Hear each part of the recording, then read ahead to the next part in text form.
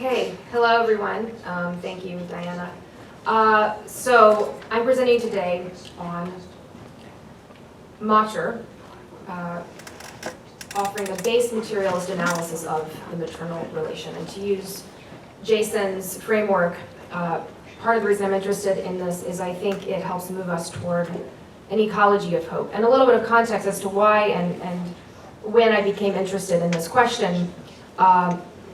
I've been working on the ideas that you'll see today, I'd say for about 15 or so years, and the story really began when I was interviewing for a college scholarship, undergraduate college scholarship, and I was at this major interview with about 15 people in this kind of mahogany paneled boardroom, and all of the panelists were men, older men, except for one woman.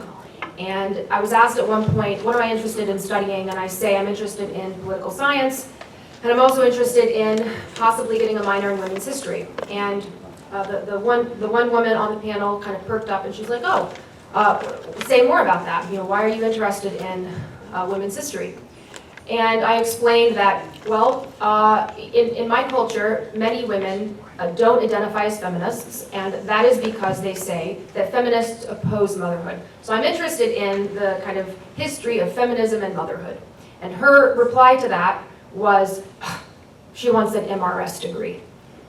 I didn't get the joke either at the time, but MRS for Mrs., the implication was that by being interested in motherhood as a kind of category, that must merely mean that I want to come to college to get married.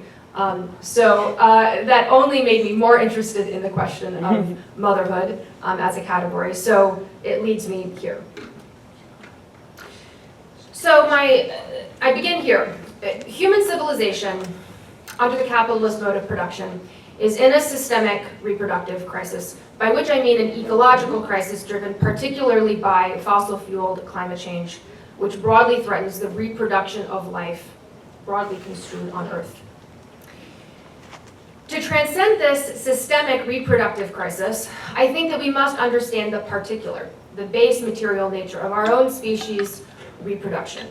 And such an understanding, I think, requires addressing that first definite and indispensable relation. What I mean by that, I'm taking from Marx's phrase here, in the social production of their life, men enter into definite relations that are indispensable, independent of their will, relations of production which correspond to a definite stage of development of their material productive forces. So what is that first definite and indispensable relation? I argue that it is the base material maternal relation. This base material maternal relation is the relation between mother and child, which is always most essentially a relation forged via gestation in the womb, a process that is mediated by the mother's physical, though largely unconscious and unwilled, labor. This relation is the predicate for all human activity on Earth, including capitalist activity. And thus my core point. The base material maternal relation implies a hard environmental limit for capital, also represents a potent ontological threat, and points towards socialism. So why do I use the phrase base materialism? The maternal relation is, of course, material in many ways. One example is breastfeeding. The maternal relation can involve breastfeeding, and that is material, but breastfeeding is not essential to the maternal relation. One can use a wet nurse or formula.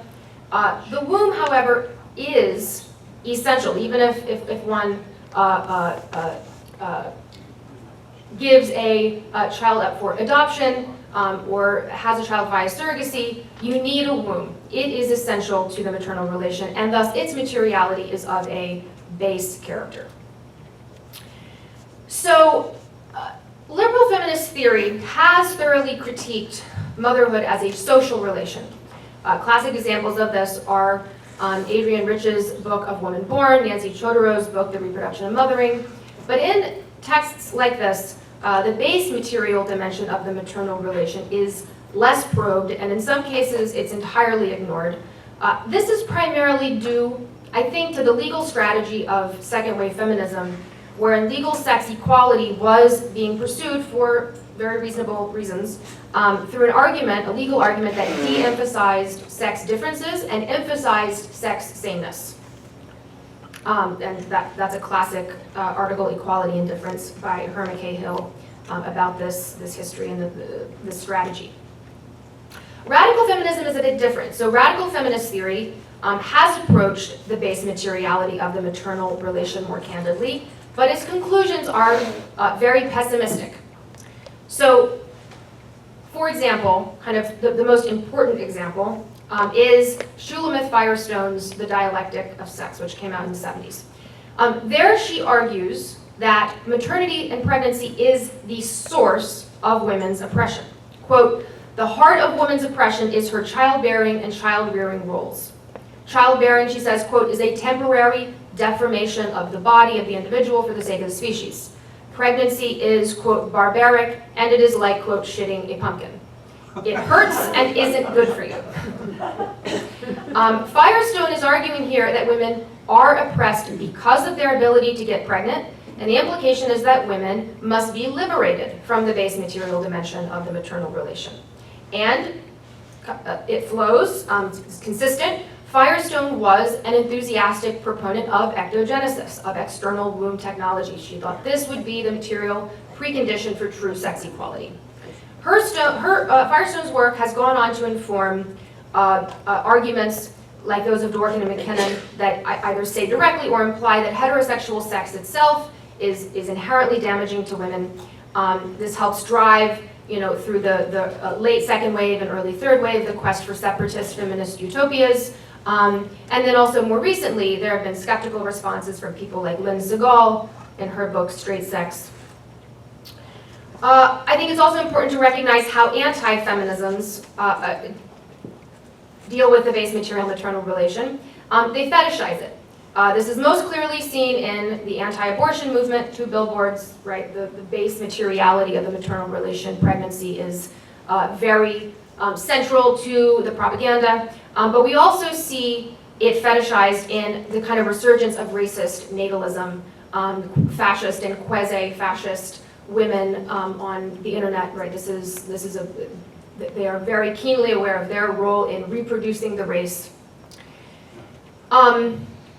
So the sources that I'm using, I don't see, so the sources I'm using for analyzing the base material maternal relation come from ecofeminisms, subaltern feminisms, lots of people listed here that have been informing my thinking on this, socialist feminisms, importantly note Engels and Marx, I think, and this will become clear as to why, are feminists. But I do not think that these traditions have adequately answered radical feminism's charge that the base materiality of the maternal relation is the source of women's oppression, and so women must be liberated from it. This is provocative, and I don't think it's been adequately answered. So is the base material maternal relation the source of women's oppression, as the radical feminists argue? I argue no. That actually maternity is, in political economic terms, very literally a source of power, labor power. Under capitalism, we understand human beings to be the bearers of that peculiar commodity, labor power. Labor power, which is an expression of nature, is some would say, the key source of capitalist value.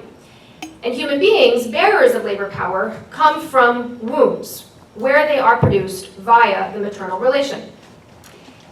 Despite being a source of power, the base material maternal relation is indeed often experienced as oppressive. What explains this? There are 3 reasons. The first reason is that maternity is coerced. Given that labor power comes from people, capital needs labor power, people come from wombs, the womb becomes a strategic site of production. And as a strategic site of production, capital and the state have an interest in supervising it.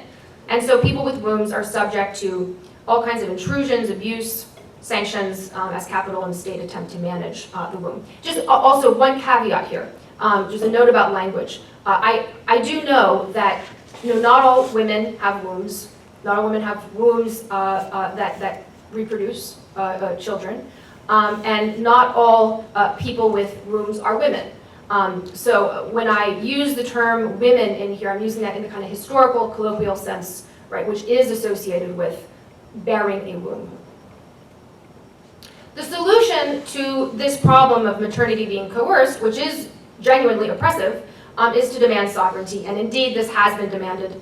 The whole kind of latter part of the second wave is very much about demanding that woman be recognized as the sovereign of the womb. And the courts have ruled in the United States that the womb is generally within a woman's zone of privacy, and of course, we are observing this under attack right now in the US. So there's a second reason maternity is experienced as oppressive. It is because it is free work. Historically, maternity has not been compensated, and this diminishes clearly the power and the independence of those who do this work, leads to economic dependency, vulnerability. This is exacerbated furthermore by the fact that child rearing is also free work. So this is oppressive. The solution here is for women to demand compensation for this work. This has been demanded: paid maternity leave, paid family leave, the social wage, guaranteeing housing, medicine, etc., kind of via decommodification. This has, in many contexts, been won, and it is why, as Kristen Goetze argues, why women have better sex under socialism in her recent book. Better sex under Bernie. That should be yeah. Okay, but there's a third reason why I think the base material maternal relation is experienced as oppressive, and it is because it is in fundamental antagonistic tension with the capital relation. And this is going to be more difficult to resolve. We can see this fundamental antagonistic tension between the maternal relation and the capital relation in two ways. First, the maternal relation implicates an environmental limit for capital, namely the womb. If capital wants surplus value, which it does, capital needs labor power, which comes from workers who come from wombs, which are strategic sites of production which resist real subsumption. So what do I mean by real subsumption? Marxism talks about formal versus real subsumption. Formal subsumption is where capital draws into itself an existing labor process, not a capitalist labor process, but an existing, for example, feudal labor process, and deploys that labor process for capitalist ends. The womb can be, I think, formally subsumed. We see this with surrogacy for pay. The womb is formally being subsumed into the capitalist metabolism of commodification, for example. A note here, I do think it's worth thinking about, is gestation a labor process? I think it is a labor process. As Marx writes, labor is, in the first place, a process in which both man and nature participate, and in which man, of his own accord, starts, regulates, and controls the material reactions between himself and nature.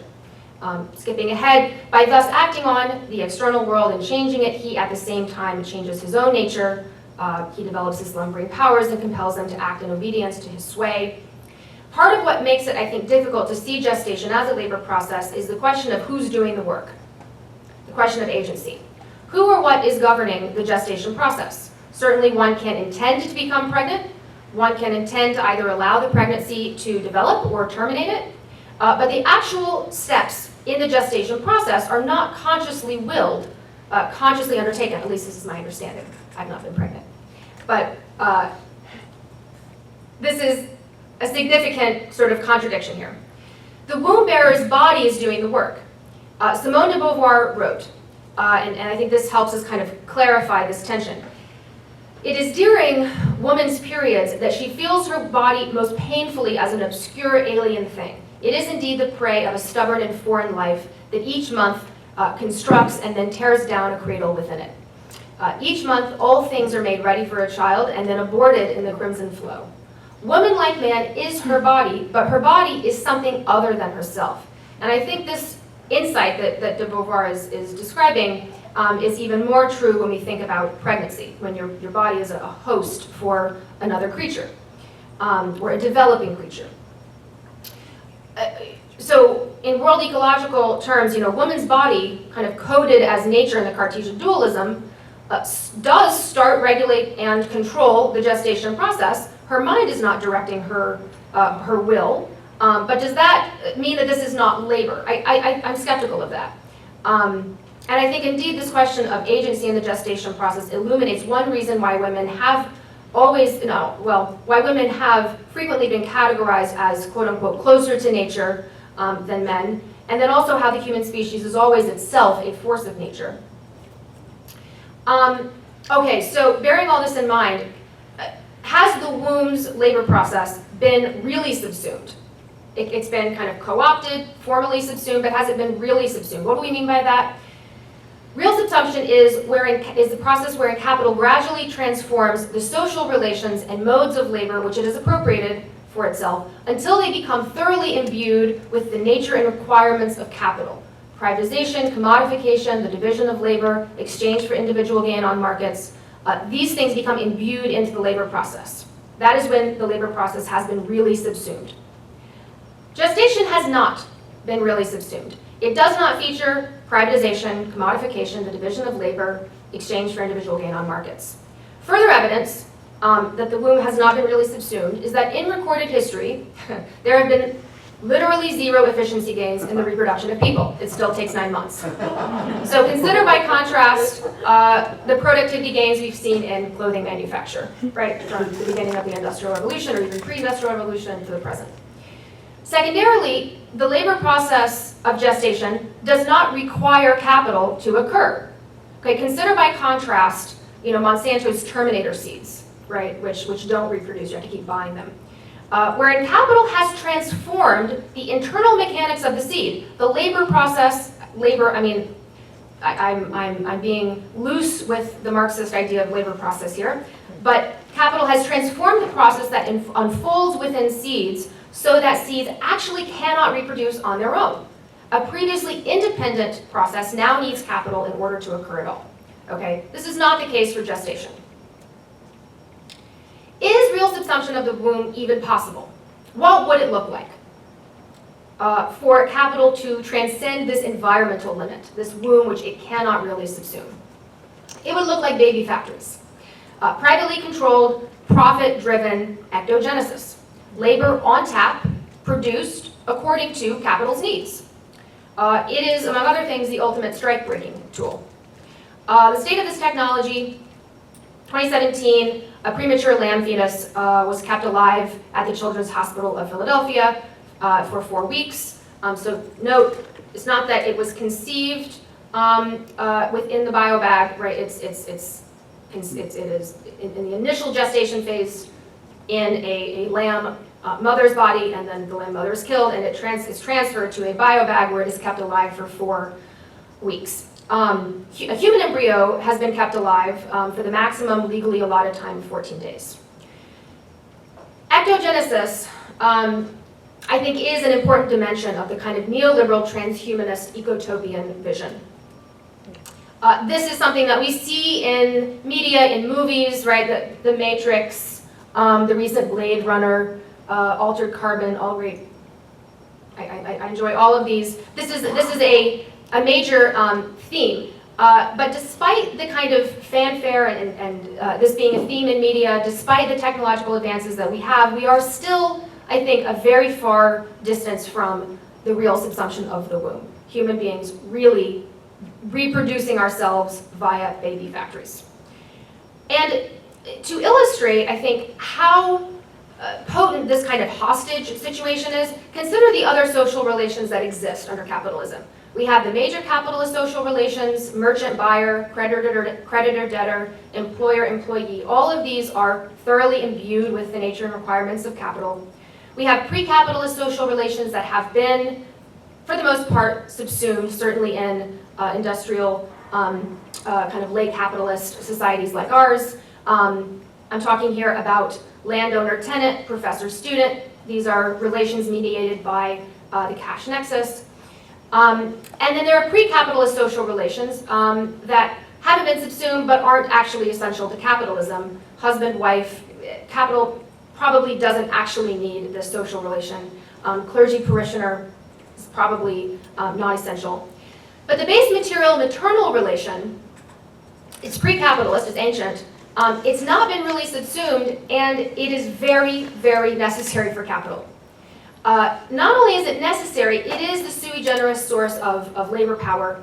Kind of just an aside question that I've been thinking about, ought we think about the womb and gestation as producing value indirectly or very directly, as sort of a very direct source of value? I think that the environmental limit of the womb is most similar to the limit of sleep. When this is discussed in Capital as kind of the length of the working day, conflicts between capital and labor of the length of the working day. Jonathan Prairie's book 24/7 is very good on this. And then the limit of death. And we see this limit negotiated over, through struggles over the length of the working life. How long is the average person, the average worker, going to live? Because workers can't go on forever. Okay. So the second reason, I think the second way that we see how the maternal relation is in this fundamental antagonistic tension with the capital relation is that it is governed by a principle that is antithetical to the logic of a capital accumulation. This principle that governs gestation, it not only defies subsumption by the market principle, but it actually subverts the market principle. It subverts the capital relation. Okay, so what is this principle? What's the logic? What do I mean by a principle? Karl Polanyi in The Great Transformation identifies how economies can be structured according to different principles. There's of course the market principle, which Polanyi is critiquing. But this is sort of the principle of truck and exchange, as Adam Smith put it. There's the redistribution principle, which Polanyi argues kind of directs the productive development of kind of classical imperial projects. There's the householding principle, which you see when one is growing tomatoes. There's the reciprocity principle when production is governed by the need to forge and maintain social bonds. A note here, the question is not, why do people have children? Because they may have children for many reasons. For reciprocal reasons, someone to care for them in old age, for redistributive purposes, to people a nation. They may have children for money. The question is, in the process of the material production of people in the womb, gestation, what principle or what logic governs? And I think the best way to think of it is generosity. Generosity is the economic principle that governs the maternal relation. Because the womb, which is the place in which the base material maternal relation is forged, produces and then releases without condition, and does so plentifully more than is strictly necessary or expected, as any Malthusian is happy to remind you. And I think very appropriately, generous, that word etymologically derives from gen, a Proto-Indo-European root, meaning to give birth, to beget. This is subversive. Capital is hostage to a base relation that operates according to a principle, generosity, that strikes very directly at the false imposition of scarcity by capital, which is so politically and economically necessary to its metabolism. The fact that the base material maternal relation operates according to the generosity principle reveals that the production of human society is already and always contingent on the generosity principle. And thus the question is already and always confronting humanity directly. Might human production be reordered more broadly according to this principle? This is also compelling, and it's also an ontological threat, because the generosity principle is consistent with thermodynamic reality. There is more energy than we need. In fact, as George Bataille theorized in The Accursed Share, it is the reality of chronic abundance which frequently produces the most destabilizing social effects. And we see that under capitalism as these perennial crises of overproduction, overaccumulation. There is more than enough, and this is a problem. It's constantly threatening, the collapse of prices. Another way to think about what it means to give abundantly without attachment, without expectation, is love. Lily Brown, who was a radical maternalist feminist, a socialist maternalist, wrote back in the 19th century, "Maternal love is the strongest feeling in the world, stronger than sexual passion, stronger than hunger. Once it has been freed from the chains into which tradition has bound it, it will have to become the moving force which will change society from top to bottom." And while this may sound at first glance kind of romantic, utopia is after all the theme of the conference, it also, I think, has practical meaning. So might the base material maternal relation be the moving force, as Lily Brown put it, the motive force toward a system of generous production? And what would this mean? It would mean socialism, from each according to ability to each according to need. This means production and distribution without commensurate expectation. Thus, I argue, socialist feminism is redundant, and it's a redundancy that's actually ghettoizing. Socialism is feminist, and real feminism looks like socialism. It's a system of production based on a generosity principle. Similarly, I think historical materialism is feminist methodology, and I think it's no coincidence that mater, the etymological root of materialism, is shared with maternalism, matter. So, a mode of generous production. Is this merely just transcending capitalism, or might it also be transcending patriarchy itself? Françoise Drabun, who was an early ecofeminist, she actually coins the term ecofeminism in Le Feminisme de l'amour in 1973, argued that profit is the last phase of power, capitalism is the last stage of patriarchy. I want to note, her work has, as far as I know, not yet been translated, so somebody who speaks French and does translations, this is a great project. I think to understand what is meant, we need to better understand patriarchy. So very quickly, understanding patriarchy. What is patriarchy? The first thing to note is that it is of fairly recent origin. Modern Homo sapiens emerged 315,000 years ago. Patriarchy is somewhere between 6,000 and 12,000 years old, according to the feminist literature. There's broad agreement in this literature that in hunting and gathering societies, kind of pre-patriarchal societies, sex relations were generally more egalitarian. The sexual division of labor was emerging due to kind of the base material facts of reproduction. We see in hunter-gathering societies group families and a sense of kind of collective paternity, in part because since there are not pairing monogamous families, paternity is unknown. Only the mother is known, and thus group families are organized according to the maternal line. Engels in the History of Family, Private Property, and the State, which I still think is a phenomenal work, and I also rely on Gerda Lerner, The Origins of Patriarchy, which are, I think, consistent arguments. That there's a gradual imposition of deeper and deeper incest taboos for social and material reasons. And ultimately from this, the pairing family emerges. As a consequence of these spreading taboos, also possibly because women affirmatively preferred limiting the sexual demands that could be made of them. One guy. The consequence of this is that paternity becomes known, and whereas the kind of mechanics of reproduction possibly could have been vague, now it becomes clear. And men, as a consequence, acquire a special interest in and claims upon specific women and their issue. This is kind of a proto-property form, and note that this is still in a pre-patriarchal moment.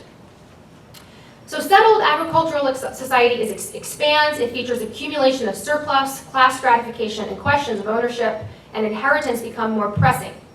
The ownership and inheritance patterns, though, are still structured according to mother right, the matrilineal system. And in this system, ownership is structured wherein women kind of own the settlement, they own the household goods, whereas, to quote Engels, according to the division of labor then prevailing in the family, the procuring of food and the implements necessary thereto, and therefore also the ownership of the latter, fell to the man. The man was also the owner of the new sources of foodstuffs, like cattle, and later the new instruments of labor, the slaves. So this is how ownership is structured. And note here that as agriculture advantages men based on the matriarchal property system. Inheritance is structured under the matrilineal mother right system. This is very important. A man's property would escheat when he dies to his mother or his mother's clan, or the classical word is gens. And this helps explain the world historical defeat of the female sex, to use Engels' phrase. He writes, thus on the one hand, in proportion as wealth increased, it made the man's position in the family more important than the woman's, and on the other hand, created an impulse to exploit his strength and position in order to overthrow, in favor of his children, right, who are disinherited under the mother right system, the traditional order of inheritance. This, however, wasn't possible so long as descent was reckoned according to mother right. Mother right was therefore had to be overthrown, and overthrown it was. I think Engels is maybe wisely avoiding the implication, the full implication of his own analysis here, because yes, his children are disinherited, but remember, we're in the era of a pairing family. So too is the mother of his children. This is interesting. It raises to me the question of, was the emergence of patriarchy a consequence of matriarchal class struggle between women? Because the interests in this framework of the wealthy male herder's mother are in direct conflict with those of his wife, his kind of proto-wife or wives under the mother right system. The final overthrow of the mother right system very well, I think, may have occurred due to class conflict between the kind of ruling class of matriarchal matrilineal crones and women of reproductive age. And actually, this conflict is potentially visible in inherited knowledge. Fairy tales, which increasingly we realize are very old, predate Christianity by a long shot. Which, these fairy tales frequently feature conflict between a powerful, hostile, foreign mother figure and a beautiful, young, interloping girl of kind of reproductive age who is challenging her power, the goal always being getting a kind of rich and powerful son figure. Is this reflecting kind of an ancient class conflict back from matriarchal days, possibly? And of course, the victor's right history, mother right is overthrown and the crone is vilified. So does a mode of production based on the generosity principle imply a return to mother right? I don't think so. I think that we see class stratification and proto-property forms emerging in the pre-patriarchal era. I don't think matriarchy is incompatible with the estranging, alienating property form. Women, though they have a greater possibility of kind of maternal conscientization, could abuse the power that it implies for them just as much as men. Note that historical materialism is evolutionary materialism, and the story of life does not begin as many of the monotheisms, patriarchal monotheisms argue, just a few thousand years ago. The story of life begins a much longer time ago, and it's one continuous story. The praying mantis is 135 million years old. Ants and bees are 120 million years old. We are 315,000 years old. And the sexual politics of these ancient expressions of life, I think, help us recognize that the female is possibly as morally ambivalent as the male. So a few concluding thoughts as we think about this system of generous production. I think it may be useful to think about the sex war as a kind of metabolic rift. To think about the sex war in the context of Marx's own analysis of estranged labor, alienated labor, and again, the metabolic rift. I think Marx's species being, this is back from his kind of earlier writings, but it's